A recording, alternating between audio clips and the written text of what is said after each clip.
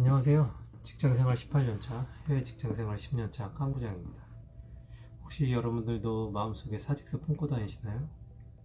출근길에 이대로 여행을 확 가버릴까? 이렇게 생각해 보신 적 없으세요? 저는 젊었을 때보다 좀 덜하긴 한데 아직도 그런 생각 한 번씩 하거든요. 여러분들 지금 겪고 계신 그런 고민들 있죠? 회사가 이상하고 상사가 또라이고 뭐 이런 것들, 아니면은 우리 회사의 문제, 아니면 우리 부서의 문제, 아니면 나만 이상하게 재수없게 이상한 사람을 만났다라고 생각하실 수 있지만 사실은 여러분만의 문제가 아닙니다. 10년차 미만 직장인 715명 상대로 한 짭코리아의 조사에 따르면 말이죠, 급여가 충분치 않은 경우, 아니면 뭐 내 가치나 업무 성과가 인정받지 못한 경우가 이 퇴사 1순위였어요. MZ 세대 사이에서 말이죠. 하지만 또 직장 내 상사 스트레스도 아주 큰 비중을 차지했습니다. 한국 직장 문화가 이전보다는 많이 좋아졌다고는 해도 은근히 그 분노 조절 장애 같은 그런 윗사람도 있고, 아니면 꼽주는 경우도 아주 허다하거든요. 저는 첫 직장이 대기업이긴 했는데 어떤 문제가 있었냐면, 공대 출신이다 보니까 지방에서 근무를 했어요. 깡들이 이번 달엔 진짜 수고 많아서 맨날 집에도 늦게 들어가고 말이야. 그러니까 오늘 회식 가서 고기 먹자고. 깡대리 아직 가족도 없는데 뭐 약속 없잖아. 어? 이렇게 스트레스 풀 겸 회식, 환영회, 환송회 등등 뭐만 하면 회식. 그리고 게다가 주말에도 불규칙적으로 불려나갔고요. 뽑히는 봄마다 뭐 주말 근무가 잡히는데 남들은 데이트할 때마다 나는 주말 근무까지 하다 보니까 너무 싫더라고요. 이게 뭘 위해서 사는 건지 회의감도 들고 말이죠. 자, 그래서 뭐 이렇게 이런저런 이유로 퇴사를 하게 되고, 그리고 나서 겪게 되는 일과, 그리고 어떤 준비를 해야 상황을 잘 대처할 수 있는지에 대해서 이야기를 해보려고 합니다. 저도 퇴사를 한 2번 했었는데요.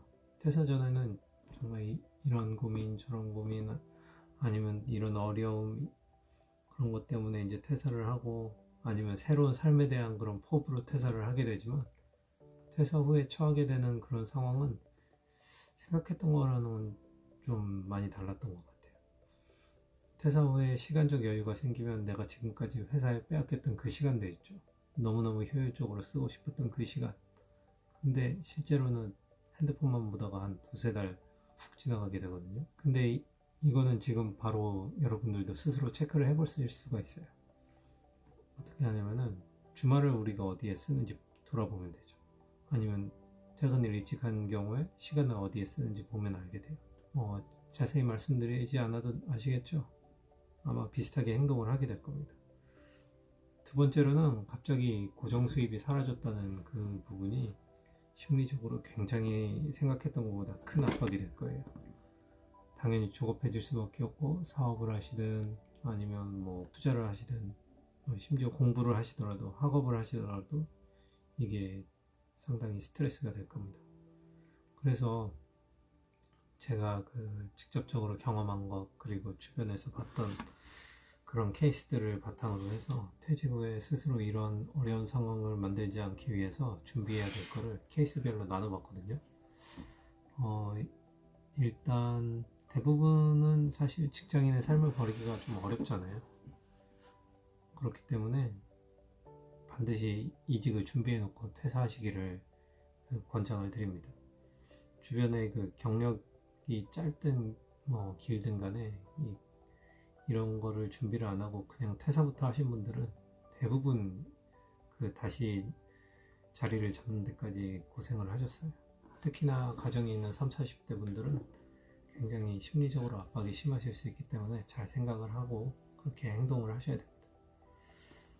그리고 뭐 퇴직한다고 해서 뭐 특별할 거 없고, 대부분 하고 싶은 게 비슷비슷하거든요. 퇴사 후 제일 하고 싶은 것에 대해서 1200여 명의 직장인 상대로 인크루트에서 한 조사에 따르면요, 첫 번째가 여행, 2번째는 대기업 입사 준비였습니다. 큰맘 먹고 나와서 한 1~2주 또는 뭐 조금 길게 한 달 정도 여행 갔다 오면 돈 벌 수 있는 직장을 다시 찾아가야 된다는 현실에 마주하게 된다는 거예요. 기왕이면 좋은 조건의 대기업이면 좋겠죠. 그래서 꼭 회사 다니시면서 이렇게 마음에 안 드시면은 회사에 복수한다는 마음으로, 아니면은 정말 칼을 가는 그런 심정으로 이직을 잘 준비해 놓고 시원하게 한번 여행 다녀오세요. 그러면은 리프레시도 되고 큰 문제 없이 계속 일하실 수 있을 겁니다. 두 번째로는 사업적으로 마음을 먹은 경우가 있으실 텐데요. 이건 내가 하려는 사업이 실제로 마켓에서 가시적인 성과를 낼 수 있다는 것을 확인하고 나서 퇴사를 하는 편이 낫습니다. 회사에 있는 시간이 아깝다고 생각하실 수 있지만 아까 말했듯이 그렇게 효율적으로 쓰는 게 쉽지가 않아요. 다시 한번 말하지만 그 캐시플로우 없어지면 멘탈 거의 나갑니다.